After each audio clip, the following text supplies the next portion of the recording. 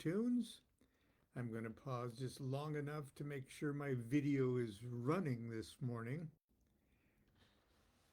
I did a 36-minute rant yesterday that was, I thought, was just brilliant. Okay. And when I was through, I looked at the little clock that runs on this Facebook thing, and it was still running. Nothing happened. And so while things were still fresh in my mind, sort of, how fresh in your mind can your mind be at 60 or 77? Uh, but anyway, I did it again, and it went okay. It went okay, and I got my points across, and everyone was very kind in their comments about it. So thank you very much. Anyway, I read something very disturbing this morning concerning uh, individuals taking credit for cursing, death curse of another person in the news lately, and hinting that they were taking the credit for their magical curse on this individual. Uh, and not only is that, in my opinion, is it a stupid thing to say from a magical perspective, it's a stupid thing to say from an everyday objective reality situation, and certainly removes any residual illusion of credibility uh, that person might have. Not only that, it has been latched on to by those forces in the geopolitical social movement of the country where this took place, uh, as to trigger a satanic panic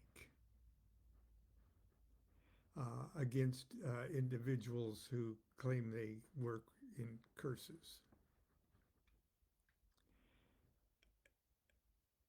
History's Somebody said history doesn't really repeat itself, but it rhymes.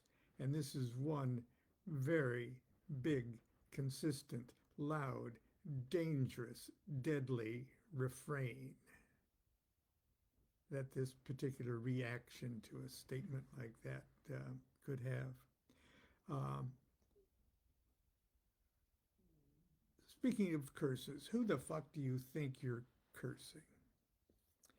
Rabbi Lamed Ben Clifford, bless his soul, wherever he is, okay, in his 10 commandments, the last commandments are everything in heaven and earth is connected to everything in heaven and earth. Everything in heaven and earth is the reflection of everything in heaven and earth. Everything in heaven and earth contains the pattern of everything in heaven and earth. And finally, look hard enough at anything and you will eventually see everything. And I could paraphrase that to say, look hard enough at anybody and you will eventually see yourself.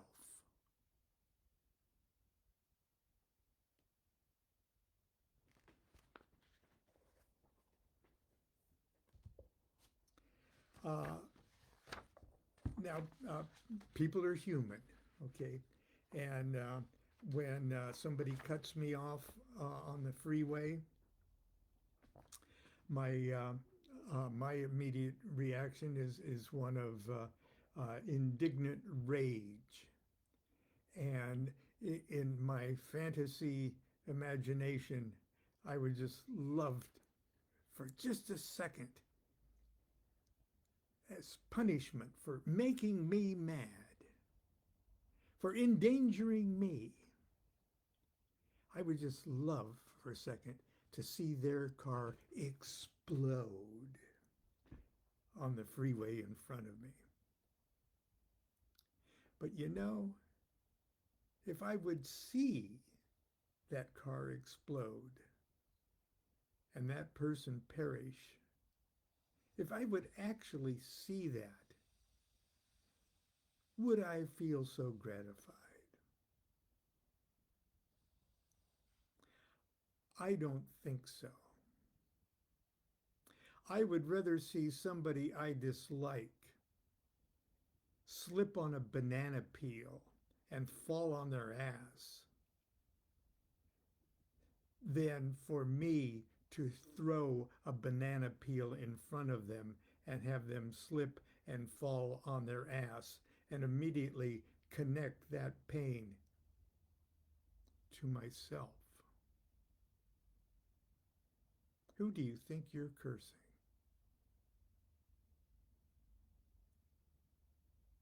Not only that, but when it gets an entire community in jeopardy.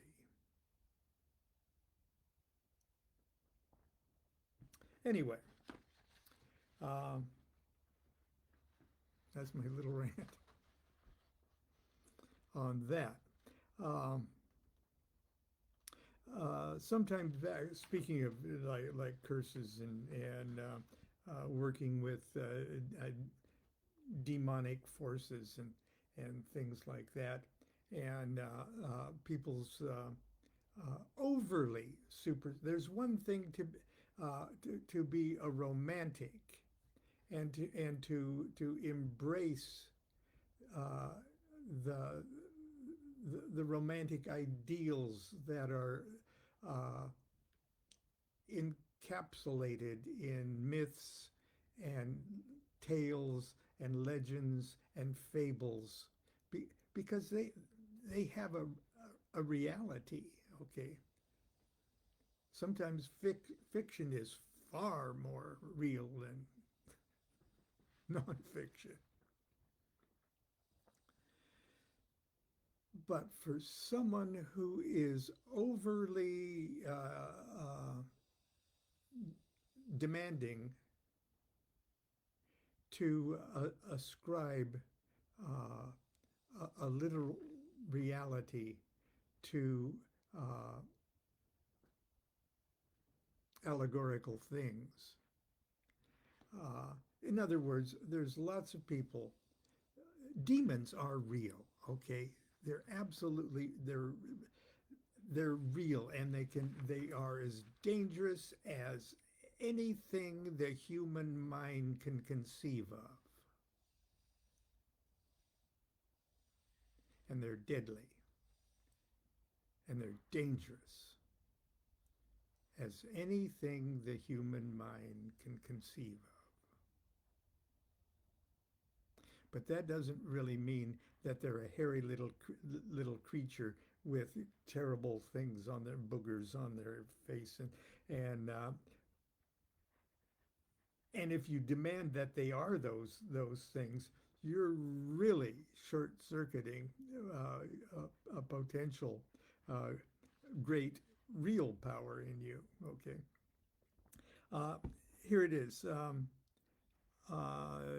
Dear Lon, my question is about the Goetia and a specific spirit. Okay, I've been doing research for some time now, and I'm considering summoning him. And then he's actually studying a pretty damn good book here. He's studying the Intro to Hermetics by Franz Barton, and it's a good book. Okay. Yeah, well, as all books are to a point. And the question is to you is, do you believe that I'll be able to summon Seer after completion of the book? It's a good question, okay, but it's also revealing, okay. Um, I haven't, dear, what's your name? Do what thou wilt should be the whole of the law. I haven't read the Barden book. At the time I didn't, but I've read it since. If you want my views and experience with Goetic evocation, please see my books, My Life of the Spirits and Aleister Crowley's Illustrated Goetia. So this is an old letter. I don't even know the year. This is, yeah, 2004. That being said, let me add that I was ill-equipped for my first, and in many respects, my most significant evocation. I asked my magical superior if I should do it. She said, "No, don't do it," adding that I didn't understand the theory of evocation and that I should concentrate on the holy guardian angel. Yeah, absolutely right. I did it anyway, not because I didn't respect her opinion, because I was truly at the end of my rope, and failure meant an unthinkable alternative. When you are at that when you are that motivated, you're willing to plunge to hell of your own neppish and force that little devil to help you. You see, you have to make it personal. It's the spirit who is withholding the object of your operation. It's the spirit who is standing in your way. It's the spirit's fault you are in this situation. It's the spirit's fault you are unhappy. If it's not the spirit's fault, if you don't think it's the spirit's, if you don't convince yourself it's the spirit's fault, then how the hell can it help you? How, why are you whipping this thing up that is incapable of correcting the situation that caused you to evoke it? I know that sounds mean, okay? And it's like, oh, I'm blaming something else.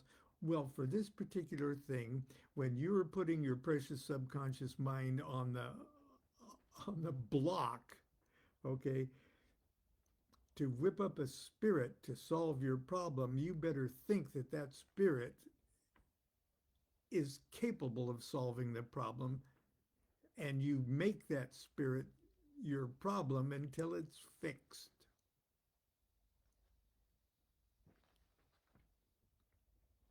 If you can't whip yourself up to achieve the wild, irrational state of mind where you're able to gather all your frustration, all your fears, all your unhappiness, all your troubles, all the evil in your life, and focus the poisonous blame on one demon you are capturing and controlling for the benefit for the first time,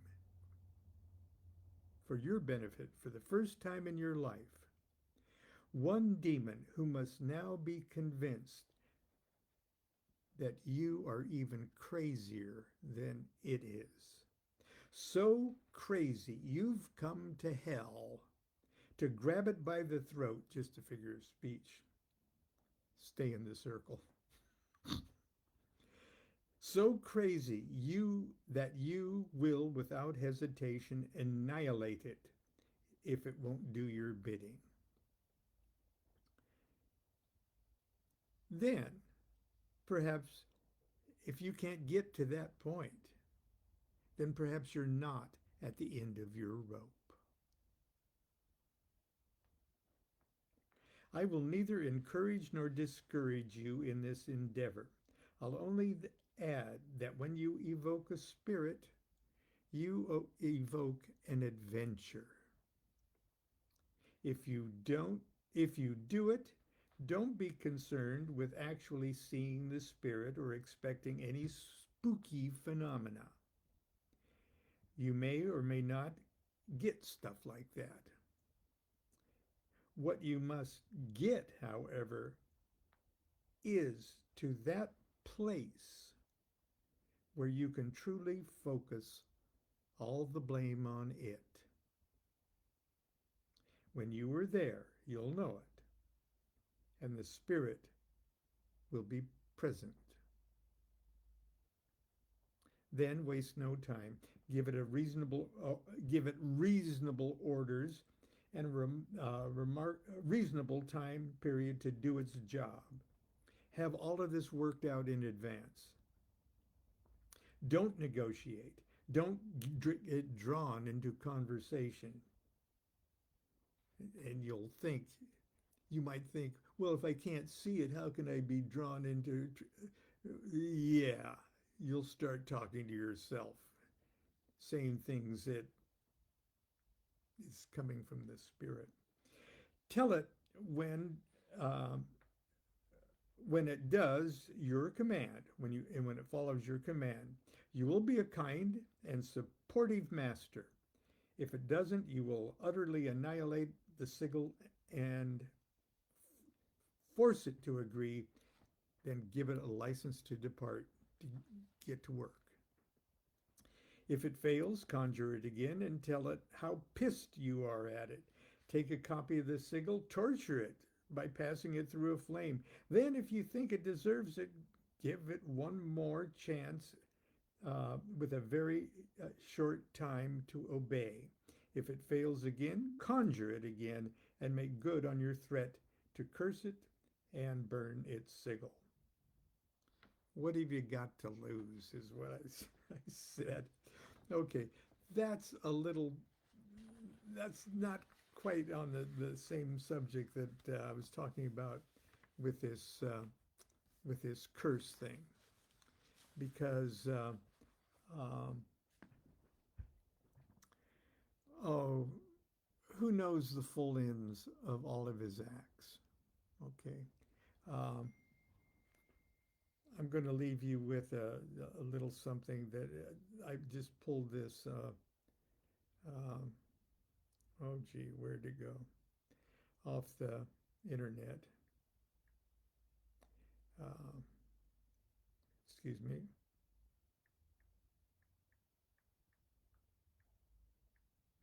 Hang on.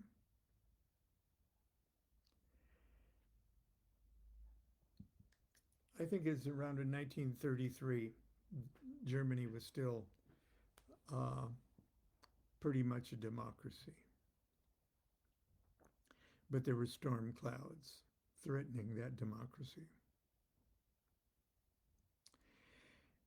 And Hitler was becoming a more and more authoritarian influence on the present, uh, still democratically elected government. But somebody set fire to the parliament building. It's called the Reichstag. Okay. Set a little fire. Well, it is quite a big fire. And a worker, a guy who claimed that he was a communist, or was forced to confess he was a communist, but he said he was acting on his own because he was just so pissed at the government. Okay. That moment was seized upon.